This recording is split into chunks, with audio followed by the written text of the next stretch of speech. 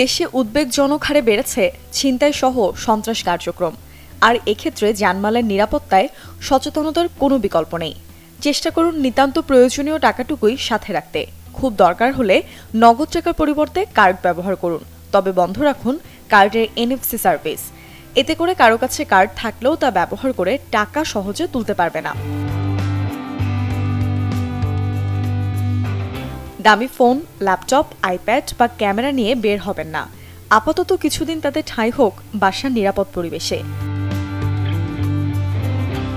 রাস্তায় অযাচিতভাবে ফোন বের করে ব্যবহার করা থেকে বিরত থাকুন। একই সাথে চেষ্টা করুন বাসের জানালার পাশে সিটে না বসতে এবং ফোন ব্যবহার না করতে। এটি ছিনতাইকারীদের এক সহজ টার্গেট। রাস্তায় দরদাম করে বাইক বা কারে না উঠে উবার অ্যাপ ব্যবহার করুন। এড়িয়ে চলুন অপেক্ষাকৃত নির্জন রাস্তা। নারীদের এই পরিস্থিতিতে বাদ দিতে হবে কম বা বেশি যে কোনো দামের গহনা পরা। ইমিটেশন না আসল, গহনা চেনা যে দেয়। রাতে বাসার দরজা জানালা ভালোমতো চেক করে নিন এবং সিকিউরিটি যুক্ত বাসায় থাকার চেষ্টা করুন।